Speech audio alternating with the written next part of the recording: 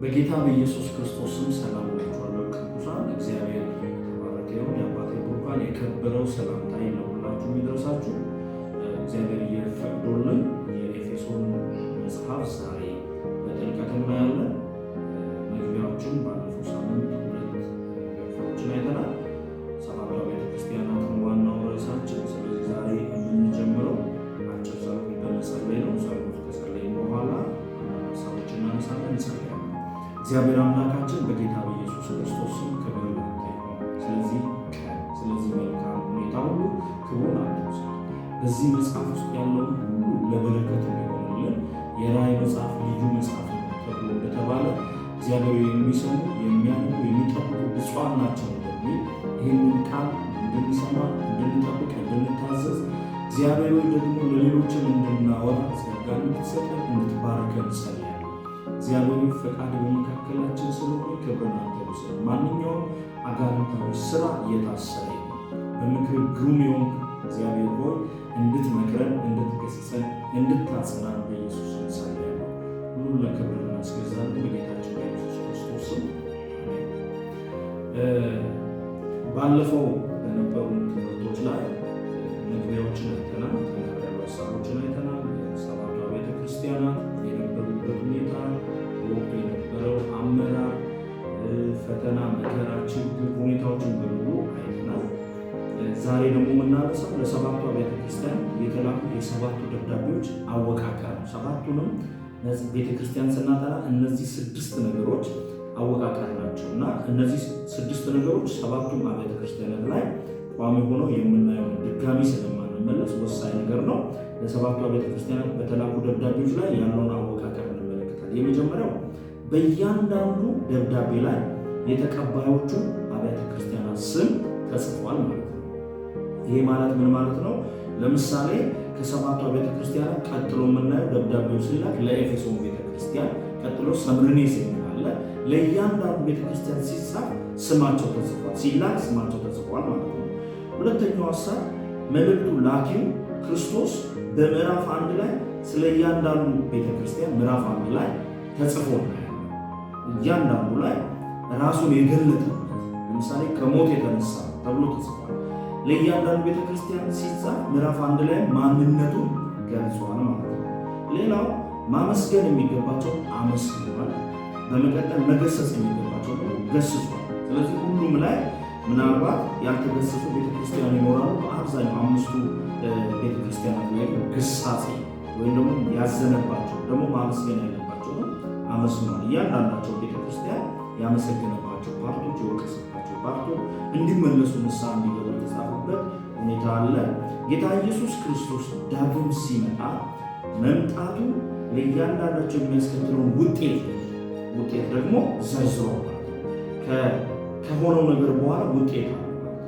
የመጨረሻው ድል ለሚነሱ ለእያንዳንዳቸው የሚጠብቃቸው ተስፋ ምን እንደሆነ እያንዳንዱ ቤተክርስቲያን ጌታ ያለውን የላከውን ወቀሳ ሰምተው ንስሐ ለገቡ በመጨረሻ ስለሚያገኛቸው ተስፋ ድል ተናግሯል እና ይሄንን 6ቱ ነገሮች 7ቱ ቤተክርስቲያን ላይ አወቃቀሩን ቀርቧል። ለእያንዳንዳቸው በተጻፈው ደብዳቤ ጌታ ደግሞ አውቃለሁ የሚል ቃል ተጠቅሟል።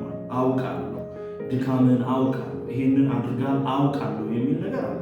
ይሄ እግዚአብሔር በሕይወታችን ውስጥ ስለምናደርገው ስለሚሆነው ነገር ማወቁን የሚገልጽ ነው። አገልግሎታቸው፣ ታማኝነታቸው የሚያልፉበትን መከራ፣ ስደት እንደሚያውቅ በመግለጥ ዋስትና ይሰጣቸው። እንዲሁም ደግሞ መገሰጽ የሚገባውን ቀድማ አንስቻለሁ። መገሰጽ በሚገባው ጉዳይ ላይ በተገኘው ቦታ አድበስብሶ እንዳላለፈ እንዳልሸፋፈን፣ መገሰጽ የሚገባውን በድፍረት መወቀስ የሚገባውን በድፍረት እየወቀሰ አልፏል። መመለስ የሚገባቸው እንዲመለሱ፣ ንስሐ መግባት ያለባቸው ንስሐ እንዲገቡ፣ በንስሐ እንዲስተካከሉ ይመክራቸዋል። ማስጠንቀቂያ ሊሰጣቸው የሚገባቸው አስጠንቅቋቸው። ስለዚህ ከዚህ የተነሳ በዚህ መጽሐፍ ላይ አወቃቀሩ ይሄን ይመስላል። አሁን የኤፌሶን መጽሐፍ ምዕራፍ 2 ከቁጥር 1 እስከ 8 ያለውን በጌታ ስም አነባለሁ። በኤፌሶን ወዳለው ወደ ቤተ ክርስቲያን መልአክ እንዲህ ብለህ ጻፍ። በቀኝ እጁ 7ቱን ከዋክብት የያዘው በ7ቱም የወርቅ መቅረዞች መካከል ስራህንና ድካምህን ትዕግስትህንም ክፉዎችንም ልትታገስ እንዳትችል እንዲሁ ሳይሆኑ ሐዋርያ ነኝ የሚሉትን መርምረህ ሐሰተኛ ሆነው እንዳገኘሃቸው አውቃለሁ። ታግሰህ ስለ ስሜም ብለህ ጸንተህ አልደከምክም። ዳሩ ግን የምነግርህ ነገር አለ፣ የቀደመውን ፍቅርህን እንግዲህ ከወዴት እንደወደቅ አስብ፣ ንስሐ ግባ፣ የቀደመውን ሥራ አድርግ፣ አለበለዚያ እመጣለሁ። ንስሐ ባትገባ መቅረዝህንም ከስፍራ ወስደው። ነገር ግን ይህ አለ፣ እኔ ደግሞ የምጠላውን የኒቆላውያን ሥራ ጠልቻለሁ። መንፈስ ለአብያተ ክርስቲያናት የሚለውን ጆሮ ያለው ይስማ። ድል ለነሳው በእግዚአብሔር ገነት ካለው ከሕይወት ዛፍ እንዲበላ እሰጠዋለሁ። እንግዲህ አሁን ቀድመን የምንመለከተው የኤፌሶንን ከተማ ነው። ስለ ኤፌሶን ከተማ ነው ያለን፣ ስለ ኤፌሶን ቤተክርስቲያን እናያለን። ስለዚህ የኤፌሶን ከተማ ምን ትመስላለች የሚለውን ነገር ስንመለከት በወቅቱ ሮም ዓለምን ገዝታ ስለነበረ በዛ ዘመን ግብር የሚገብሩ ታማኝ የሆኑ ከተማዎች ከማንኛውም ከሮም አገዛዝ ውስጥ ነፃ ስለሆኑ ነፃ ከተማ በመባል ይጠራሉ። ይቺ የኤፌሶን ከተማ ለመንግስት የሚገባውን ግብር ስለምትከፍል ታማኝም ስለሆነች ነፃ ከተማ ከሚባሉ ከተሞች ውስጥ አንዱ የኤፌሶን ከተማ ናት ማለት ነው። በወቅቱ ታማኝ ከተማ ናት፣ ወይም ደግሞ አስፈላጊውን ነገር ለሮም መንግስት ስለምታቀርብ ግብርን ስለምትከፍል ታማኝነቷንም ስለምትወጣ ነፃ የወጣች ከተማ በመባል ትታወቃለች። እንግዲህ በተለይ የአማልክት ሁሉ እናት ተብላ የምትታወቀው አርጤምስ የተወለደችው ኤፌሶን ናት። ማለት የኤፌሶን ከተማ በጣዖት ከሚታወቁ ከተሞች ውስጥ ናት። ይቺ ደግሞ ዋናውን የምንጠራው ቤተ መቅደስ የአርጤምስ ወይም ደግሞ ዲያና ተብላ የምትጠራው ደግሞ ዋና የአማልክት አምላክ ብለው ያነሷት ነው። ይቺ ቤተ ጣዖት በኤፌሶን የተወለደች ናት ብለው የኤፌሶን ሰዎች በጣም ከተማው በሙሉ የሚያመልካት የሚከተላት እንደሆነች ይታወቃል።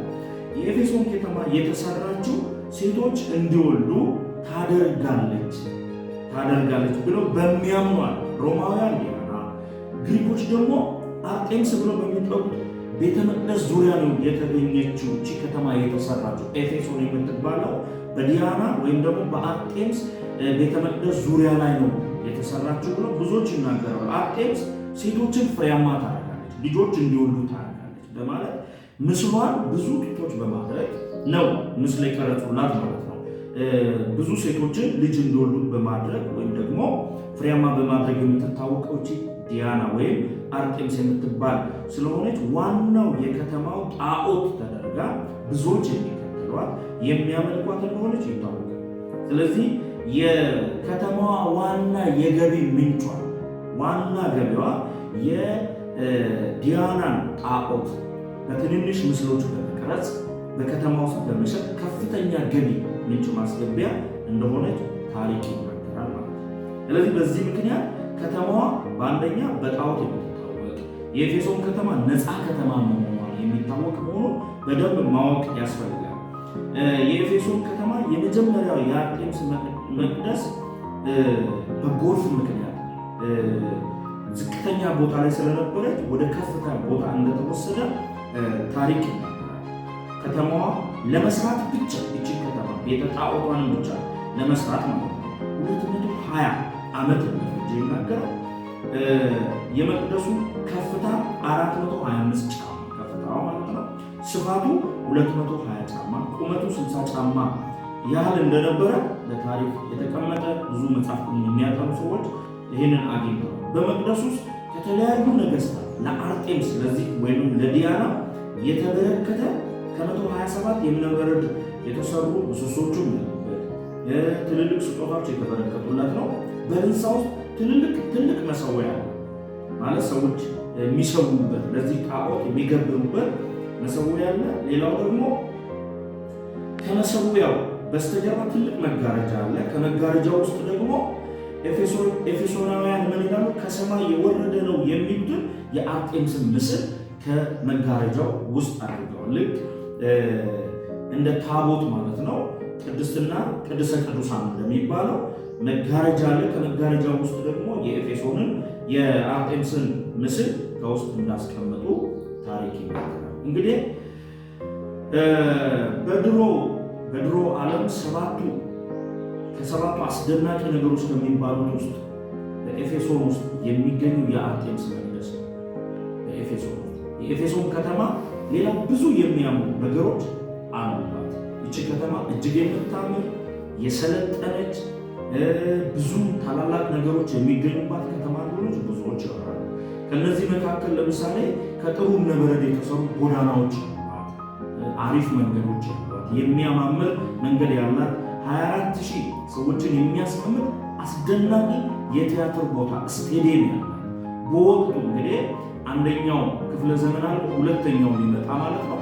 በዛኛው ዘመን አካባቢ እንግዲህ በጣም ስልጣኔ እንዳለባት በዚህ ማወቅ እንችላለን። የከተማው አቀማመጥ፣ የመሬቱ ሁኔታ፣ የመንገዱ ሁኔታ፣ ስቴዲየሙ ስንመለከት ትምህርት ቤቶች ያሉበት፣ የታወቁ ትልቅ መጻሕፍት ቤት ያሉበት፣ የቆሻሻ መጣያ ቦታ ያለበት ትልልቅ ቦታ፣ የህዝብ መታጠቢያ ቤቶች የነበሩባት ያደገች የሰለጠነች ከተማ እንደሆነች በዚህ ማወቅ እንችላለን። ከሰባት አስደናቂ ነገሮች አንዱ የተባለው ደግሞ መቅደሱ በኋላ ላይ ከ262 ዓመት በኋላ በእሳት ከተቃጠለ በኋላ ሁለተኛ አለመሰራቱ ወይም ደግሞ መጥፋቱ ግን ከፍርስራሹ የተነሳ ወይም ደግሞ ከተማዋ እችኛዋ ቤተ መቅደስ ስትፈረስ እንግዲህ ሰፊ ቤተ መቅደስ ነው። ቀደም ስፋቷን አይተናል፣ ጎኗን አይተናል፣ ቁመቷን አይተናል። ያ ፍርስራሽ ከፈረሰ በኋላ ከፍርስራሹ ተወስዶ ኢስታንቡል በሚባል ከተማ ውስጥ ሃጋያ ሶፋያ የምትባል ቤተክርስቲያን ተመስርቷል። ከዚህ ከአርጤምስ ወይም ደግሞ ከቤተ መቅደሱ ፍርስራሽ ተወስዶ ማለት ነው ቤተክርስቲያን በኢስታንቡል ውስጥ ቤተክርስቲያን ተሰርቷል ማለት ነው። በተጨማሪ ከፍርስራሹ ቦታው ሳይል በዚያው ከተማ ኤፌሶን ውስጥ ምንድነው የተደረገው? የዮሐንስ ቅዱስ ዮሐንስ ቤተክርስቲያን በዛ ተሰርቷል። የሐዋርያው ዮሐንስ ቤተክርስቲያን የሚሉት በዛ እንደተሰራ ብዙዎች ይናገራሉ። የዚህ ቤተክርስቲያን ፍርስራሽ የሚገኘው ሰው ዛሬ ማለት ነው ሄደው ማየት ወይም ደግሞ የቱሪስት መስህብ ሆኖ ይገኛል ማለት ነው። ይህ ፍርስራሽ እንዳለ ታሪክ ይናገራል። የሐዋርያው የዮሐንስ መቃብር ቤተክርስቲያን ውስጥ በክብር ተጠብቆ ይገኛል። ይህ ሃጋያ ሶፊያ የሚባለው ኢስታንቡል ውስጥ የሚገኘው አስደናቂ ህንፃ ዛሬም ታሪካዊ ህንፃ ተብሎ ይቀመጣል። በወቅቱ የተሰራ ነው፣ ግን አሁንም አስደናቂ ህንፃ፣ በጣም አስገራሚ ህንፃ ተብሎ ይቀመጣል። ዛሬም ኤፌሶን ስሟ ተለውጦ ሴልኩክ በመባል ትታወቃለች ማለት ነው። ወይም ደግሞ የቱርክ ከተማ ሆናለች። በፊት እንደምናውቀው ኤፌሶን ናት። አሁን ቱርክ ውስጥ የምትገኝ ሴልኩክ የምትባል ከተማ ናት። የድሮዋ ኤፌሶን ፍርስራሽ ሄዶ ለሚጎበኝ የምታምር ከተማ ሆና ትገኛለች ማለት ነው። በአሁኑ ሰዓት ኤፌሶን ጳውሎስ የሰበከባት የኤፌሶን ቦታ ኦልሬዲ ጠፍታ ፈራርሳ እንደሆነ ከታሪክ መረዳት እንችላለን። ይህንን የምናውቀው እንግዲህ ቤተክርስቲያን ንስሐ ካልገባች፣ የሚነገራትን መልእክት ካልሰማች፣ ራዕይ ምዕራፍ 2 ላይ ቅድም ያነበብንበት ንስሐ እንድትገባ እንድትመለስ እድል ተሰጥቷት እንደነበረ እናያለን። ያንን ባለመስማት ምክንያት በኤፌሶን ላይ ከተማዋም የመፍረስ ቦታውም የመጥፋት አሁን ቱርክ የምትባልበት አካባቢ ሴልኩክ የምትባል ስም እንደወጣላት ብዙዎች ይናገራሉ። የኤፌሶንን የስሙን ትርጉም ስንመለከት ኤፌሶን ማለት የምታምር ውብ ቆንጆ ማለት ነው። ኤፌሶን ማለት አንዳንድ ሰዎች ደግሞ የምታስጎመጅ ናት። ይሄ የሚያስጎመጅ ነገር ከውበቱ የተነሳ ከማማሩ የተነሳ የሚመጣ ነውና የኤፌሶን ከተማ ሁለቱም ስሞች ተመሳሳይ ናቸው። ውብ የምትባል የሚያስጎመጅ የምትባል ግን ማስጎምጀት የሚችለው ውበት ያለው ነገር የሚያምር ነገር ሲሆን ነው ይላሉና ከተማዋ እጅግ የምታምር በአቀማመጧ በስልጣኔዋ በእያንዳንዱ ነገሯ የምታምር እንደሆነች ይናገራሉ። ከዚህ የተነሳ ታስጎመጃለች የሚል ነገር ያነሳል። ኦኬ፣ የኤፌሶንን ቤተክርስቲያን ከተማዋን አየን፣ የስሟን ትርጉም አየን። ደግሞ ቤተክርስቲያን ከተማዋ ምን እንደምትመስል በከተማ ውስጥ ያለውን የአምልኮ ሁኔታ ተመልክተናል። አሁን ደግሞ ወደ ቤተክርስቲያን ስንመጣ የኤፌሶን ቤተክርስቲያን የመጀመሪያው ፍቅሯን የተወች ቤተክርስቲያን በመባል ትታወቃለች። ፍቅርን በመተው ወይም ደግሞ ፍቅርን በመጣል የምትታወቅ ቤተክርስቲያን። የኤፌሶን ቤተክርስቲያን የተመሰረተችው በቅዱስ ሐዋርያው ጳውሎስ በሶስተኛው የወንጌል ጉዞ ላይ እንደተመሰረተ ብዙዎች ያውቃሉ። በዚች ቤተክርስቲያን ብዙ ሰዎች፣ ብዙ ታላላቅ ሰዎች ተገልግለዋል፣ አገልግለዋል። ከነዚህ መካከል እንጠቅሳለን በኋላ ላይ። እዚህ ቤተክርስቲያን ላይ አብረውት የነበሩ 2 ዓመት ሲያገለግሉ 2 ዓመት በኤፌሶን ቤተክርስቲያን ጳውሎስ ተገኝቷል። በዚህ ጊዜ ላይ ነው ይቺ ቤተክርስቲያን የተመሰረተችው። ግን እሱ ጥሎ ከሄደ በኋላ ባልና ሚስት የሆኑት አቂላና ጵርስቂላ የሚባሉ ሰዎች ወንጌልን በመመስከር እዛው ኤፌሶን ቤተክርስቲያን ላይ እንደቆዩ ከሐዋርያት ሥራ ምዕራፍ 19 ከቁጥር 8 እስከ 10 ድረስ ልንመለከት እንችላለን። ቤተክርስቲያኒቱ ግን እንደ ቤተክርስቲያን የተቋቋመችው ማለት ነው ሐዋርያው ጳውሎስ ለ2 ዓመት በዚያ ተቀምጦ ወንጌልን በሰበከበት በሶስተኛው ሚስዮናዊ ጉዞ ላይ ነው ማለት ነው። ስለዚህ በሶስተኛው ወንጌል ጉዞ ላይ ለ2 ዓመት በቆየበት በኤፌሶን ቤተክርስቲያን በነበረበት ጊዜ ጳውሎስ የኤፌሶንን ቤተክርስቲያን እንደመሰረታት ወይም እንደተከላት ይታወቃል ማለት ነው። ሐዋርያው ጳውሎስ በቤትና በተለያዩ ትምህርት ቤት በብዙ እንዳስተማረ ደግሞ ሐዋርያት ሥራ ላይ በደንብ ማየት ይቻላል ማለት ነው። ሌላው በጣም አስደናቂ ነገር ምንድነው የምንለው ብዙ ሰዎች በጳውሎስ ትምህርትና በወንጌል ሰበካ ምክንያት እንዲሁም በጵርስቂላና በአቂላ አገልግሎት ምክንያት ብዙ ሰዎች ወንጌልን ሰምተው ወደ ጌታ ዘንበል በማለታቸው ወደ ክርስቶስ በመምጣታቸው ምክንያት በጌታ የሚያምኑ ሰዎች እየበዙ ስለመጡ በጣዖት የሚያምኑ ሰዎች ጣዖትን ማምለክ እየተዉ ስለነበረ የአርጤምስ የምስል ሽያጭ በመቀነሱ የከተማዋ ኢኮኖሚ እየቀነሰ እንደመጣ ይታወቃል።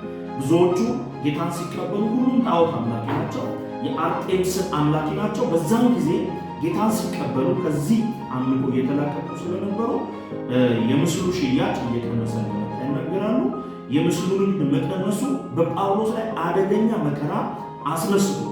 ወይም ደግሞ ወንጌል በመስበኩ ጳውሎስ ወንጌል በመስበኩ ምክንያት በመሆኑ ይሄ አንጥረኛው ዲሜጥሮስ የሚባል ሰው የምስሉ ንግድ በመቀነሱ አንጥረኛ የነበረው ሰው በማወቁ ምክንያት ጳውሎስ ከተማዋ ላይ ባመጣው የወንጌል ስራ ምክንያት በመሆኑ ስላወቀ በጳውሎስ ላይ አደገኛ እውቀት አስነስቷል፣ አደገኛ ስደት አስነስቷል። ይህንን ለማወቅ ሐዋርያት ሥራ ምዕራፍ 19 ላይ ሙሉ ማንበብ ይችላል። ጳውሎስ በዚህ ምክንያት ኤፌሶንን ለቆ ወጥቷል። ምክንያቱም ዲሜጥሮስ የሚባለው ሰው በከተማው ላይ የነበረው የገቢ ምንጭ ቀነሱ። የአርጤምስ ምስል አልሸጥ ሲላቸው ብዙ ሰዎች በወንጌል ምክንያት ክርስቶስ ኢየሱስን በመቀበላቸው ምክንያት በማወቁ ዲሜጥሮስ ስደት አስነስቶ ከዚህ የተነሳ ቅዱስ ሐዋርያ ጳውሎስ ኤፌሶንን ለቆ ወጥቷል ማለት ነው። ከ3 ወር በኋላ ግን ወደ ሶሪያ ሲያልፍ ቅዱስ ሐዋርያ ጳውሎስ ወደ ሶሪያ ሲያልፍ በመርከብ ሲሄድ ወደ ነበረበት ቦታ ላይ የኤፌሶንን አገልጋዮች በኤፌሶን በኩል እያለፈ ስለነበረ የኤፌሶንን ቤተክርስቲያን አገልጋዮች ወደ ወደቡ ጠርቶ አስጠርቶ ጸልዮላቸው እንደገና የእግዚአብሔርን ጸጋ እያካፈለ ሰዎቹን እንደገና በእግዚአብሔር ኃይል እንዲነሳሱ በብዙ ምክር በብዙ ጸሎት እያነቃቃቸውና አስጠንቅቋቸው ሄዷል ማለት ነው። አስጠንቅቋቸዋል ከሐሰተኛ አስተማሪዎች እንዲጠብቁ እንደገና ደግሞ እንዲበረቱ እንዲጸኑ በማድረግ ወደ ራሱ ጠርቶ ወደ ሶሪያ ሲያልፍ በኤፌሶን በኩል ላይ ስለነበረ መሪዎችን ጠርቶ እንደገና በእግዚአብሔር ጸጋ አስተምሯቸዋል ማለት ነው። ለምንድን ነው እሱ ቢገባ ከያዙ ስለሚገሉት ማለፍ ነበረበት። ከጳውሎስ ሌላ ብዙ የምንማራቸው ነገሮች አሉ። ሌላው ደግሞ ቅድም እንደተናገርኩ በዚህ በኤፌሶን ቤተክርስቲያን ውስጥ ብዙ ታላላቅ ሰዎች ይህችን ቤተክርስቲያን አገልግለዋል። ይህች ቤተክርስቲያን የታደላች ቤተክርስቲያን ናት ማለት ነው። ቅድም ካነሳ ነው አንዱ አቂላና ጵርስቂላ የሚባሉ ሰዎች ይህችን ቤተክርስቲያን በደንብ አድርገው አገልግለዋታል። ሌላው የቤተክርስቲያኒቱ መጋቢ የነበረው ቤተክርስቲያኒቷን ይመራ የነበረው መጋቢ የነበረው የጳውሎስ መንፈሳዊ ልጁ የነበረው ጢሞቴዎስ ነው።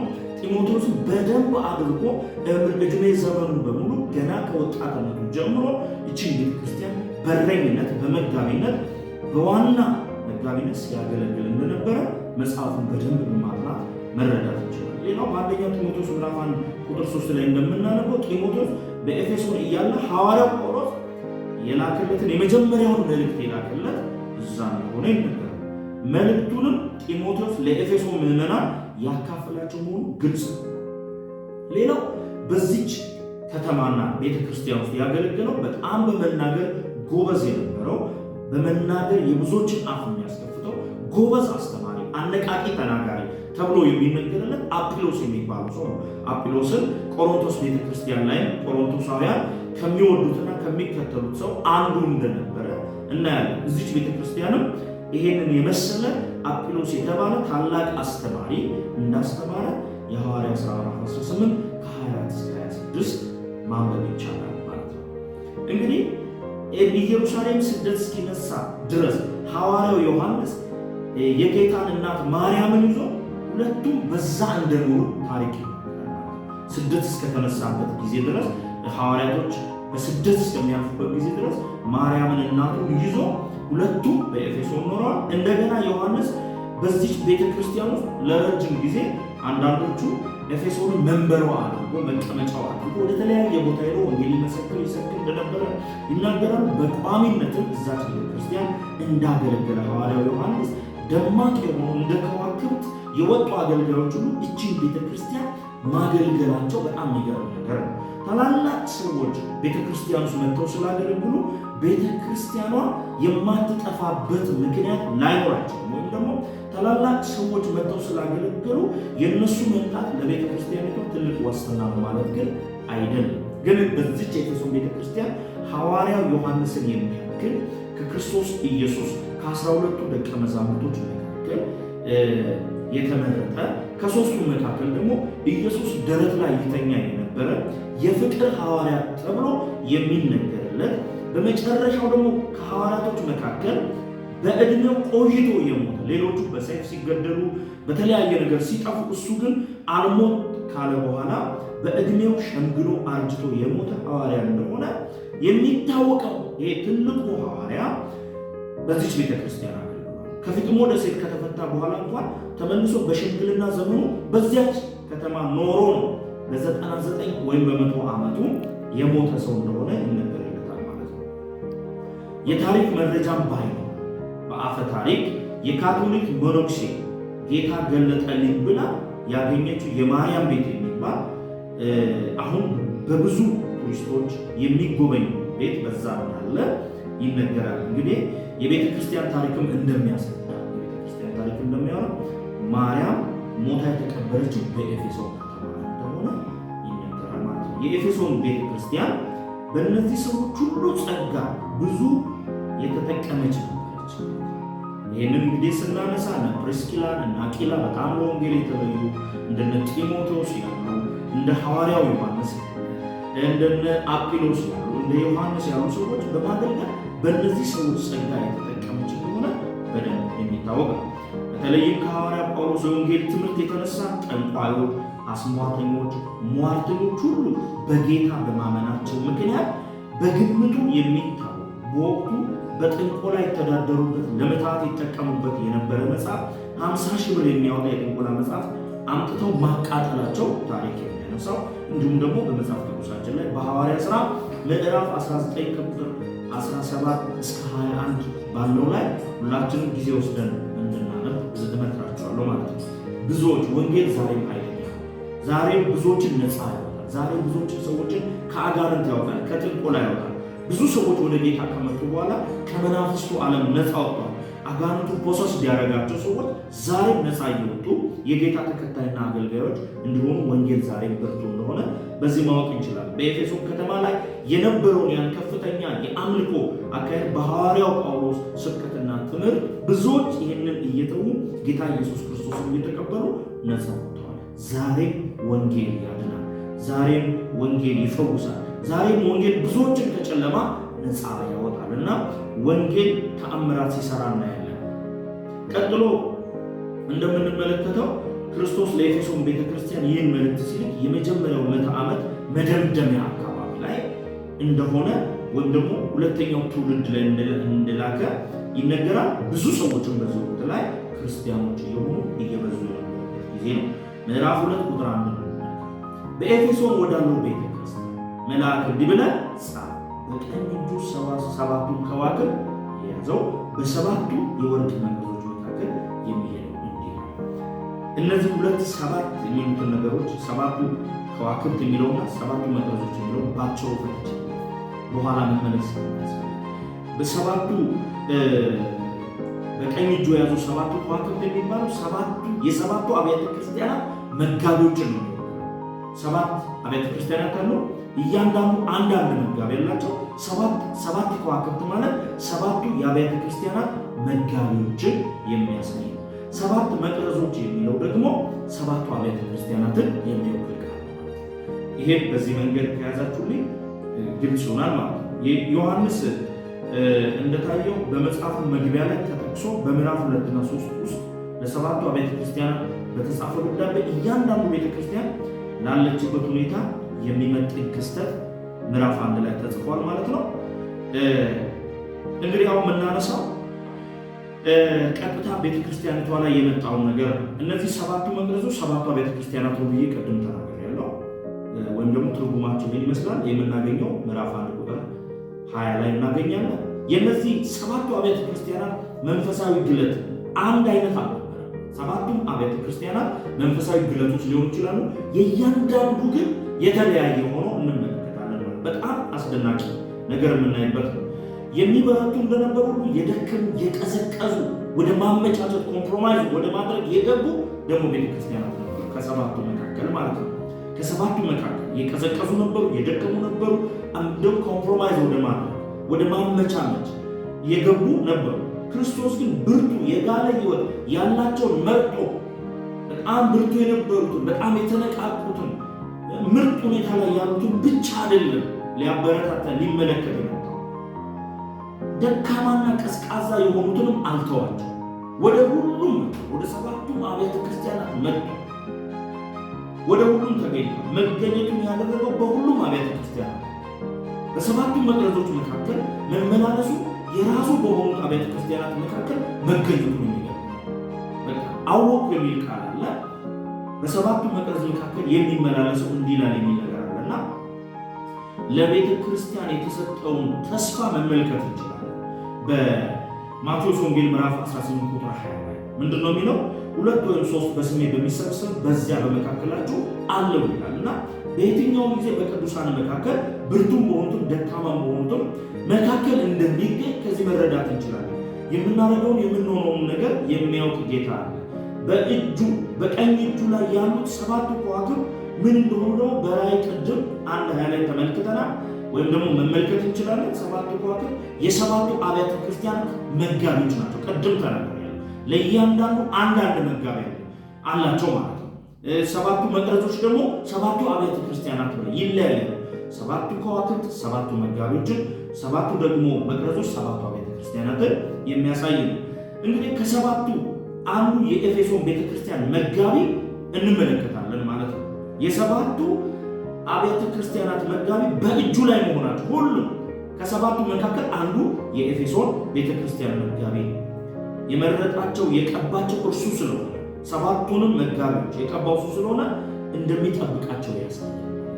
ክፍሉን ቅድም ስራ የእያንዳንዱ አገልግሎት ድካም ጥረት ሁሉ ያውቃል። በእጁ ላይ ስለሆኑ እርሱ ስለነሱ የማያውቀው ነገር የለም። እያንዳንዱን ያውቃል። ድካማቸውን ያውቃል፣ ጥረታቸውን ያውቃል፣ ብርታታቸውን ያውቃል፣ ያሉበትን ሁኔታ ያውቃል። በእጁ ላይ ነው ያለው። የሾማቸው እሱ፣ የመረጣቸው እሱ፣ የቀባቸው እሱ፣ ለአገልግሎት የለያቸው እሱ ነው። ቦታውን የሰጣቸው እሱ ነው። ስለዚህ እሱ ያውቃቸው። በእጁ ላይ ነው ያለው። በእሱ እጅ ላይ ነው የሚያደርጉት ነው። ይህንን በመረዳት አገልጋይ የሆነ ሁሉ አገልግሎቱ በፈሪሃ እግዚአብሔር በትሕትና መፈጸም ይቻላል። በእጁ ላይ ነው ያለው። ለአገልግሎት የሾመን እሱ ነው፣ የጠራን እሱ ነው። ብርቱ ብንሆን ደካማ ብንሆን እያንዳንዷን ነገር የሚያውቀው እሱ ነው። ስለዚህ ቁጥር 1 ላይ ይሄንን ነው የምንመለከተው። እነዚህ ሰባቱን አብያተ ክርስቲያናትና ሰባቱን መጋቢዎች በእጄ ላይ ናቸው። ሁሉንም ያያቸዋል። መጋቢዎቹንም ያያል፣ ቤተክርስቲያኒቱን ያያል፣ ድካማቸውን ያያል፣ ጥንካሬያቸውን ያያል። የሾማቸው እሱ ነው፣ የለያቸው እሱ ነው፣ የቀባቸው እሱ ነው። በእጁ ላይ ነው። ስለዚህ ከሱ ተነጥለን ወይም ደግሞ እሱ አያየን ብለን ምንም ማድረግ አንችልም ማለት ነው። ሌላው ምዕራፍ 2 ቁጥር 2 ላይ ምን ይላል? ስራህን፣ ድካምን፣ ትዕግስትን አውቃለሁ። ስራህን፣ ድካምን፣ ትዕግስትን አውቃለሁ። ክፉዎችን ልትታገስ እንዳትችል እንዲሁ ሳይሆኑ ሐዋርያ ነን የሚሉትን መርምረን ሐሰተኛ ሆነው እንዳገኛቸው አውቃለሁ። አሁን የተወሰኑ ነገሮችን አይተን ነው የምንጨርሰው። አውቃለሁ የሚል ቃል ደጋግሞ ይናገራል። ስራን አውቃለሁ። ስራ የሚለው መልካም ስራ ማድረግ ነው። በነገራችን ላይ መልካምን ስራ ብታደርጉ የሚቃወማችሁ ማንም ሰው መልካም ስራ ስላደረገ ድነትን አያገኝም። የዳነ ሰው ግን መልካም ስራ መስራት አለበት። ለመዳን የምንሰራው የትኛውም ነገር ቢኖር አንድንም በመልካም ስራ። ታላላቅ ሰዎች በምድር ላይ አስገራሚ ነገር ያደረጉ ሰዎች አሉ። የፊልም ተዋናያን በሆሊውድም ያሉ በተለያየ ቦታ ላይ ያሉ ታላላቅ ሰዎች ብዙ ነገር ያደርጋሉ። ግን እነሱ ለመዳን ብለው ሊያደርጉ ይችላሉ። መልካም ስራ በማድረጋቸው መንግስተ ሰማያት የሚገቡ የሚመስላቸው ሰዎች አሉ። መልካም ስራ በመስራት ደህንነት አይገኝም። ደህንነት በክርስቶስ ኢየሱስ ነው። መልካም ስራ ግን ከዳንን በኋላ የምናደርገው ነገር ነው። የዳነ ሰው ሁሉ ግን መልካም ስራ መስራት አለበት። እምነቱን የሚገልጠው በመልካም ስራ ነው። ስለዚህ ስራህን አውቃለሁ ሲል እንመለከታለን። ጌታ ምን አለ? ስራህን አውቃለሁ፣ መልካም ስራ እንደምትሰራ አውቃለሁ ብሎ ይናገራል። እዚህ ክፍል ላይ ስንመለከት ማለት ነው እያንዳንዱ የሚያደርጉትን ነገር ያውቃል። ለጌታ የሚያደርጉትን የሚሰሩትን ያውቃል። እያንዳንዱ ነገር ለጌታ ብለው እየከፈሉ ያሉትን እንደሚያደርግ እያየ ነው ማለት ነው። ስለዚህ ሁሉም የምናደርገው ምክንያት እግዚአብሔርን ለማክበር ለማስደሰት ብቻ መሆን አለበት። የምናደርገው ነገር ለእግዚአብሔር ክብር መሆን አለበት። እግዚአብሔርን ደስ ለማሰኘት መሆን አለበት ማለት ነው። እርሱ ሁሉም ነገር በዝርዝር ያውቃል። ከኛ የሚጠብቀው በታማኝነት ማገልገላችን። በሁለተኛው ደረጃ ድካምን አውቃለሁ። መጀመሪያ ላይ ያለው ስራህን አውቃለሁ ነው ስራ። ሁለተኛው ግን ያለው መልካም ድካምን አውቃለሁ። ድካምን አውቃለሁ ማለት ሳይታክቱ ለጌታ ያሳዩትን ፍቅር ነው። ለጌታ ብለው ባለመድከም የተጉትን ድካም ሳይታክቱ ያለመታከት በአገልግሎታቸው ታማኝ ነበሩ። በነገራችን ላይ እቺ ቤተክርስቲያን የኤፌሶን ቤተክርስቲያን አሳሳች ቤተክርስቲያን ነው። ከውጭ ሆኖ ለተመለከተባት አንዲት ነቁጣ ስህተት የሌለባት በጣም የምታምር በፕሮግራሞቿ የምታምር ብዙ ሰዎች የሚካፈሉባት አስደናቂ በስራዋ የምትታወቅ የምትደክም ለጌታ ዋጋ ብላ የምትከፍል ጌታን እርሱን ለማገልገል የሚደክሙትን የሚጥሩትን ሁሉ በዝርዝር ያውቃል። በመጨረሻም አገልጋዩ የክርስቶስ ወንበር ፊት ሲቆም እንደ ስራው እንደ ድካሙ እንደሚከፍል ይታወቃል። እቺ ቤተክርስቲያን ወደ ታች እየሄደች ስናይ የሚገርም ነገር ነው። ግን የምትደክም ቤተክርስቲያን፣ ስራ የምትሰራ ቤተክርስቲያን፣ መልካም ስራ ትሰራለች፣ ድሆችን ትመግባለች፣ እግዚአብሔር የሚወደውን ነገር ታደርጋለች። ሌላው አልፎ ደግሞ ድካሟ በጣም ብርቱ ነው። ሶስተኛው አውቃለሁ ከሚለው ትዕግስታቸው በጣም ታጋሾች ናቸው። መከራው ከባድ ነው። የሚደርስባቸው ተጽዕኖ ከባድ ነው፣ ግን ታጋሾች ናቸው። ትዕግስት ደግሞ የመንፈስ ቅዱስ ፍሬ አንዱ ነው። መጽሐፍ ቅዱስ ከተማን ከሚገዛ ሰው ይልቅ ታጋሽ ይበልጣል ብሎ ይላል። ስለዚህ ትዕግስት አንዱ የመንፈስ ቅዱስ ፍሬ፣ መንፈስ ቅዱስ ከሚያፈራው ፍሬ አንዱ ትዕግስት ነው። በአገልግሎት ለመጽናት ተረጋግቶ ለማገልገል ትዕግስት ያስፈልጋል። በአገልግሎት ጸንቶ ለመቆም ከሚያስፈልጉ ዋና ነገሮች አንዱ ትዕግስት ነው። ጌታን ማገልገል በጣም ብዙ ትዕግስት ይጠይቃል። ለምን? ምክንያቱም ብዙ መከራ፣ ብዙ ፈተና፣ ብዙ ማጣት፣ ብዙ ችግር፣ ብዙ ፈተናዎች አሉ።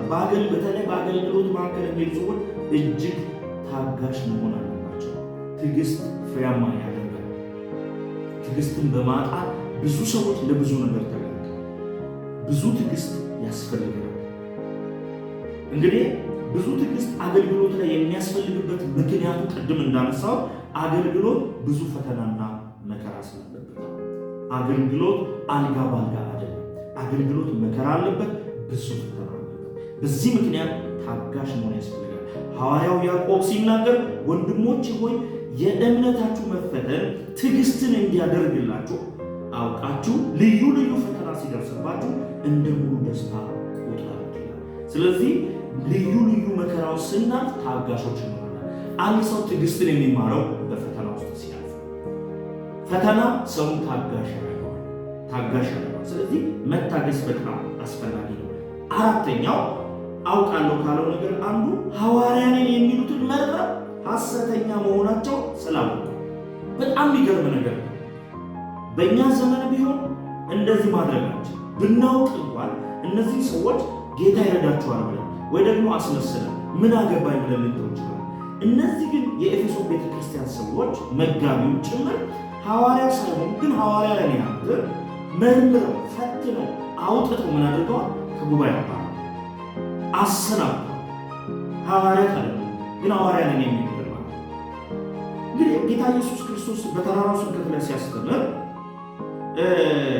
ከተኩላዊት ተጠበቁ፣ የበግ ለምድ ከለበሱ እነዚህ ሐዋርያ አይደሉም ግን ሐዋርያ መስለው መጡ። በነገራችን መሆንና መምሰል የሚለያይ እነዚህ ሰዎች መስለው ነው የመጡት።